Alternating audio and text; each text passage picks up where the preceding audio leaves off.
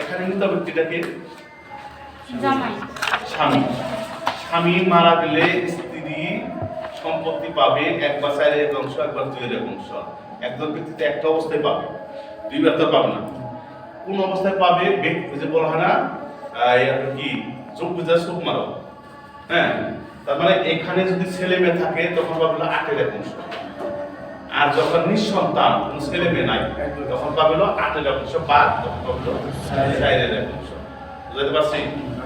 স্ত্রী স্বামী যদি ছেলে মেয়ে থাকে তাহলে পাবে 8/1 অংশ, আর যদি না থাকে তাহলে পাবে 4/1 অংশ। এবার স্বামী,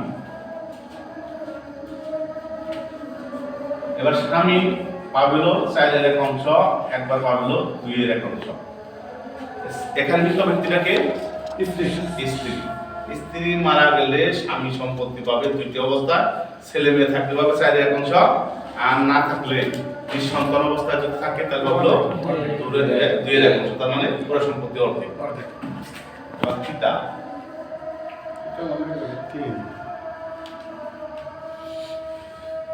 এই পিতা মাতা ইনি পাবে 6/1 অংশ, ইনি পাবে 6/1 অংশ।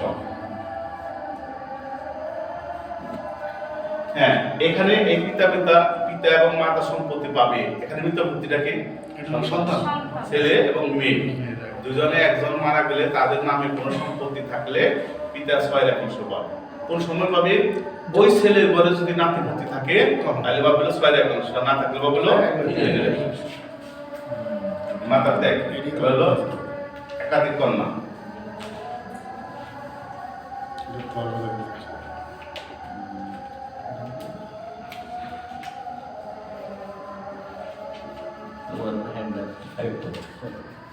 এই একাধিক কন্যা,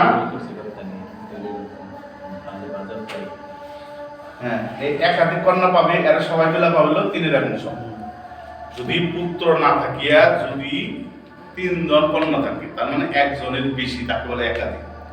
2 জন, 5 জন, 10 জন, 4 জন যদি কন্যা থাকে তারা সবাই মিলে পাবে 3/1 অংশ, 2 অংশ। 3/2 অংশ পাবে একাধিক কন্যা থাকলে। আর যদি একজন কন্যা থাকে তাহলে পাবে 2/1 অংশ, তার মানে পুরো সম্পত্তির অর্ধেক। যদি পুত্র না থাকে, এই দুটোটা কিন্তু পুত্র না থাকলে এত তো পাবে, আর পুত্র থাকলে কিন্তু আবার আলাদা হবে, তখন তার অর্ধেক পাবে। এই কন্যা যা পাবে পুত্র তার ডবল পাবে, ছেলে তার ডবল পাবে। এই 6টা অংশের বর্ণনা পবিত্র কোরআনে সূরা নিসার মধ্যে এভাবে উল্লেখ করা আছে। এটা আল্লাহ ইয়া থেকে কোরআনে সবকিছু না জানি। হ্যাঁ হ্যাঁ, না বুঝে কেন যে ঠগাই দেই, এখানে আমরা তো ঠকার স্বার্থে তো তাহলে তো দোজকটা লাগে। এখানে এই সংখ্যাগুণের দ্বারা আমরা এইভাবে মুখস্থ করব, মুখস্থ করার পরে আমরা আস্তে আস্তে বিবরণ করব, অঙ্কর মাধ্যমে এই ফয়সালা দেব। এই ফয়সালার মধ্যে এই 6টা অংশের বর্ণনার মধ্যে এইভাবে স্পষ্ট করা আছে, হ্যাঁ, দেওয়ার পরে আমরা এই অংশগুলো বর্ণনা করব। এখানে স্ত্রী সম্পত্তি পাবে, স্বামী মারা গেলে স্ত্রী সম্পত্তি পাবে 4/1 অংশ, 8/1 অংশ। আবার স্বামী মারা যাবে, স্ত্রী মারা যাবে, স্বামী পাবেন 4/2 অংশ, 1 অংশ, 2/1 অংশ। পিতামাতা ছেলে মেয়ে মারা গেলে সম্পত্তি পাবে, একাধিক কন্যা থাকলে 3/2 অংশ পাবে। এই 3/2 অংশ মনে করেন, এই 3/2 অংশ দিয়ে মনে করেন 40% টাকা পাইছি, কন্যা হলো 4 জন, তাহলে এক একজনের কিন্তু 10% অংশ পাবে। পাওয়ার পরে কিন্তু বন্টন। আচ্ছা, এই শেষের একটু এই একাধিক কন্যা এটা কার ক্ষেত্রে, কে মারা গেলে? এখানে গিয়ে পিতা মারা গেলে, যদি ছেলে না থাকে, ছেলে না, পিতা মারা গেলে মেয়ের সম্পত্তি পাবে, যদি ছেলে না থাকে তাহলে ভাই বোন। আর যদি আপনি ছেলে নাই, একটা মেয়ে আছে, পুরো সম্পত্তি অর্ধেক। আপনি মনে করেন ছেলে নাই, 3 জন কন্যা আছে, ওরা পুরো সম্পত্তি পাবে, 3/2 অংশ নিবে। নেওয়ার পরে অনেক কাছে ভাই আছে, পিতা মাতা আছে, ওরা পাবে। আর যখন না থাকবে, কেউ নাই, শুধু খালি আপনার 3টা কন্যা আছে, তখন আপনার পুরো সম্পত্তি ফুফুর হতে পাবে, তাহলে 3/2 এরা পাবে। কিন্তু যারা থাকবে, হ্যাঁ, যারা থাকবে, হ্যাঁ, তারা পাবে। ওয়ারিশ বন্টন হবে যখন আপনি বন্টন করবেন, তখন যে উপস্থিত থাকবে তাকে বন্টন করা হবে। মৃত ব্যক্তির কোনো বন্টন হবে না। এইখানে বাইরে অংশটা কি বলে? স্যার বাইরে অংশের পরে স্যার কি এই বাবা 120 টাকা সম্পত্তি রাইখা উনি মারা গেছে, মারা যাওয়ার পরে উনি এক স্ত্রী আর 6 মেয়ে রাইখা গেছে। হ্যাঁ হ্যাঁ, তোমার একটা প্রশ্ন, হ্যাঁ, এই প্রশ্নটা তোমার আমি অঙ্কের মাধ্যমে তোমাদের প্রশ্ন নিব, আমরা প্রশ্ন করব। স্যার একাধিক কন্যা যায় 3/2 ভাগ হবে, 1 ভাগ থাকবে। এক ভাগ তো থাকবে, একাধিক কন্যা 2 ভাগ পাবে 3 ভাগে, আর এক ভাগ তো থাকবে, এক ভাগ কি হবে? অন্যান্য আত্মীয় যখন ওই যে ব্যক্তি মারা যাবে তার আত্মীয়রা পাবে, আত্মীয়। যদি কেউ থাকে, না থাকলে তো কেউ নাই। স্যার এখানে একটা প্রশ্ন থাকলে কারা পাবে? আমি কই ফার্স্ট করে আমি ক্লাসটা শুরু করি, ঠিক আছে। তারপরে ওই যদি তোমার Solution ওইখানে এসে নিবে। যায়, আসলো না আসলো পরে করি, ঠিক আছে? আমি এটার উপর আগে এই ছয়টা ধাপ সবাই মিলিয়ে মিত এই করিম মিয়া হলো মিত, ওনার মনে করেন 2টা ছেলে, পুত্র 2 কন্যা, পুত্র কন্যা স্ত্রী মাতা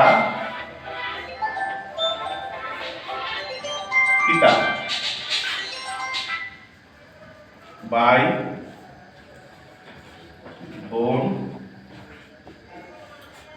মামা দাদা দাদি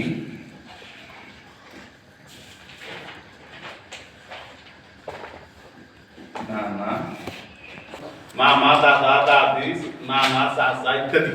তার মানে ওনার সব ওয়ারিশই আছে। হ্যাঁ, এবার বাচ্চাকে আর কিছু বাকি আসছে, সব লিখলাম না। উনি যখন মারা যায় ইত্যাদি দেখে যখন মারা যায় তাহার রেখে দেওয়া, তার মনে উনি মারা যাওয়ার সময় ওনার মনে করেন 50% জমি আছে।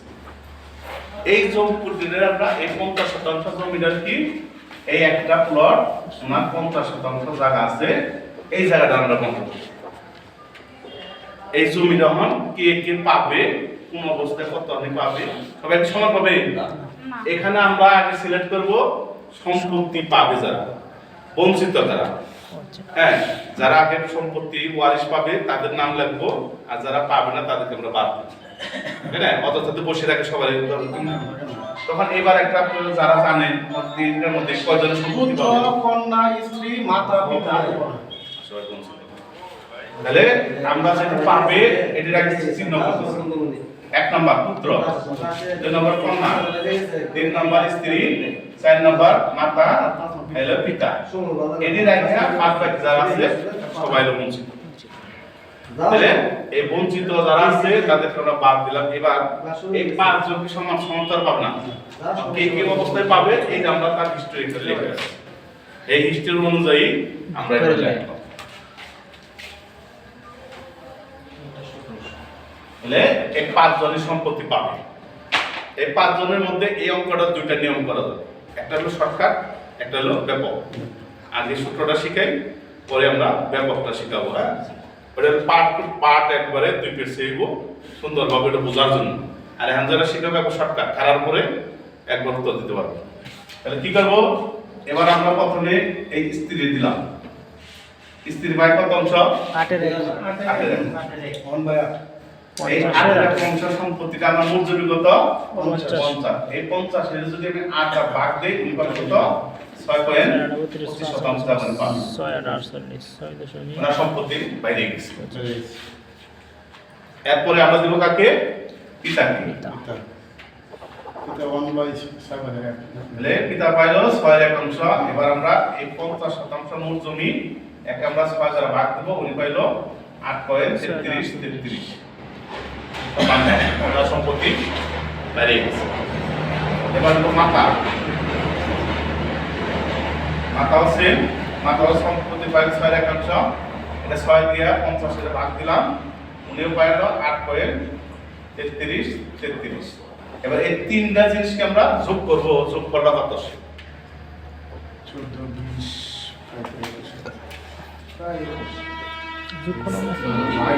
পিতা 23 এর কাছে হ্যাঁ 23 এর কাছে হিসাবটা করে আমরা কি করব?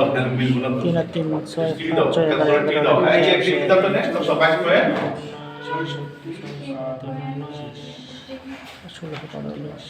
22.91 91 না? 22.91 তাহলে এই 22 সম্পত্তি কারা পেলো? 3 জনে নিয়ে গেছে। এখন আমার বাকি রয়েছে কত? ছেলে এবং মেয়ে, 2 জনের সম্পত্তিটা আমার বাকি রয়েছে। 2 জন এক মনে করেন এক পুত্র এক কন্যা, এটা সমান সমান পাবে না। যখন এটা আমরা কি করব, এইবার লিখব মোট জমি বাকি জন কতটুকু আছে? মোট জমি হলো আমার 50 মাইনাস হলো 22.91 তাহলে আমার থাকে কত 27.09% হলো বাকি।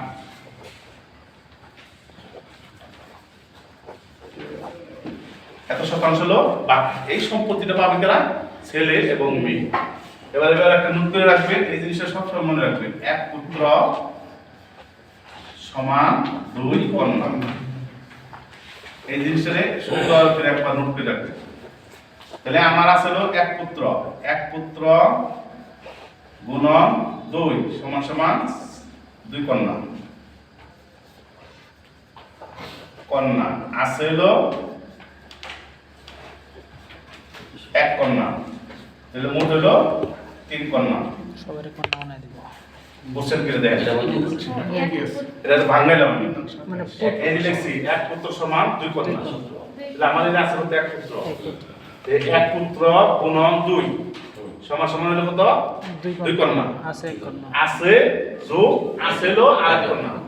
তাহলে বললো 3 কন্যা, একবার ভাঙে দিতেছি ঠিক আছে। বোঝার জন্য। মনে করো এক পুত্রের 2 কন্যা বানাইছি আর আছে 1 কন্যা, এই 1 কন্যা যোগ করলাম, তো মোট হলো কত আমার? মোট হলো 3 কন্যা। মোট হলো সমান সমান 3 কন্যা। এই যে বাকি সম্পত্তিটা আছে আমার, এই বাকি সম্পত্তিটা আমি 3 দা ভাগ করব। 3 দা ভাগ করলে কত পায়? 9.03 9.3 9.03 বিগত বলেছে। তিন হলো এটা পাইতেছি 50 থেকে 22.91 বাদ দিলে কত থাকে? 28 থাকে না? 28.9 27.09 রে ভাগ করে মিলাইতে হবে, না মিলাইতে কিন্তু হবে না, এটা 100% মিলাইতে হবে, মিলবে। আগে তো বিগ 1.19 মিলছিলে তখন আবার মিলবে না, তখন আবার করার তারপর বা 3 9.03 9.02 নয়- 02 আরে 03 9.03 আরে তো 3 হয় না 02 আরে 2 হয় কি ভাই? 27 বার করলে 3 3 9 27 3 9 আচ্ছা এক মিনিট 27 টাকা 91 কত আছে না? 22.9 তো শূন্য নয় আছে না? ঠিক আছে। আচ্ছা ঠিক আছে, 9.03 এটা নেন, এটা কাটা পাইলো 1 এক কন্যা। কন্যা। এখন না। আমরা জানি 1 কন্যা যা পাবে তার ডবল পাবে হলো পুত্র। পুত্র শেষ। তাহলে আমরা এটারে 2 দুই দিয়ে দ্বারা গুণ করে দিলে 18.06 তাহলে উনি পাইতেছিল 18.06, এটা পাইতেছে কারা? 1 পুত্র। এরা এবার আমরা এই ফিগারটা যোগ করব। এই 22 আর 9 আর 28 এটা যদি 3 দ্বারা যোগ করলে তখন আমরা এখানে আবার লিখে নিই একবার সুন্দর করে লিখে দিই। তাহলে 1 নাম্বার স্ত্রী পায় 6.25, 2 নম্বর মাতা পায় 8.33, 3 নম্বর পিতা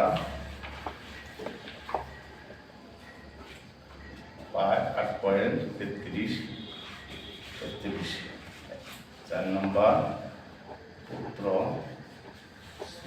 পায় 18.010। পিতা মারা গেল। আমি যেভাবে প্রশ্ন করবো তোমার এই এক ব্যক্তি মনে করে রহিম, হুম। প্রশ্ন মহিলা, পুরুষ ধরেন স্যার। আচ্ছা রহিম উনি মারা গেছে, মারা গেছে হ্যাঁ। তার কারা আসতো? আর মনে করেন স্যার পুত্র, কন্যা, স্ত্রী আর মাতা আছে। পুত্র, কন্যা, মাতা, হ্যাঁ স্ত্রী আছে আর মাতা। স্ত্রী, হুম। হ্যাঁ। তো এই, হ্যাঁ সেই পিতা নাই। পিতা আচ্ছা, নাই। তুমি বল কি হচ্ছে আমি বলতেছি। আর মনে করো উনি একটা রহিম ব্যক্তি, উনি মারা গেছে, ওনার একটা পুত্র আছে, মাতা আছে, কন্যা আছে, স্ত্রী আছে, আর কেউ আছে? না না। যখন অঙ্ক করবো এই জন্য আমরা লেখা নই। এখন এখানে পড়া শেষ হলে কই, স্যার এটা তো অঙ্কটা আছে না, এটা আছে তো এই অঙ্ক করা যাবে। যখন অঙ্ক ডাক হবে তারপর এটা ব্যাখ্যা বিশ্লেষণ আসবে, একটু নির্বিষ হলে এটা হবে না। এখন যদি কন্যা স্যার এটা 1 কন্যা না 2 কন্যা, তখন কি তা করব না? বুঝছেন? এই অঙ্ক আর আমার অঙ্ক একই সেম। এখানে আমি লিখছি পুত্র আর এই কন্যা, আমার এটা তো ঠিক আছে, তাহলে আমার এই সূত্র ঠিক আছে, 3 কন্যা ঠিক আছে। 3 কন্যা ঠিক আছে না? ঠিক আছে। এখানে মাতার অংশ 6 এর অংশ দিছি, এটা পাইছি। হ্যাঁ স্ত্রীরে দিছি, এখানে খালি এই এটা বাদ যাবে। পিতা বাদ আছে। এই সিস্টেমে তোমার এগুলো করতে হবে। বুঝছি। আরে পিতার অংশটা তো হেরার মধ্যে থাকবে। হ্যাঁ হ্যাঁ, সবাই তখন এখানে এই যে এখানে অংশ তো automatic বেড়ে যায়। সবাই ভাগ করছি না? হ্যাঁ। তখন এই তিনটা যোগ দিয়ে এটা বাদ যাবে, বাদ দিলে তখন এটা 22 জায়গা হবে। থাকবে এটাই। তখন এখানে জায়গার পরিমাণ কম বেশি হয়ে যাবে। তখন এই এক কথা মানে এই অংশটা তাদের মধ্যে থাকবে। তাদের সবার সবার সবার অংশ। মধ্যে দিতে হবে। আচ্ছা, আমার সবাই। প্রশ্ন রাখি। ওই এক পিতা মনে করেন 120 কাঠা সম্পত্তি রেখে গেছে। কারা এটাই তো কি কারা সব 120 ছয়টা কন্যা আছে। আচ্ছা জমি মোট জমি 120। সমান সমান 120 শতক। ছয়টা কন্যা আছে, আবার স্ত্রী রেখে গেছে। 6 কন্যা, ওনার কোনো আপন ভাই নাই। স্ত্রী আকরা, আর ছয়টা কন্যা আছে, আর স্ত্রী আছে।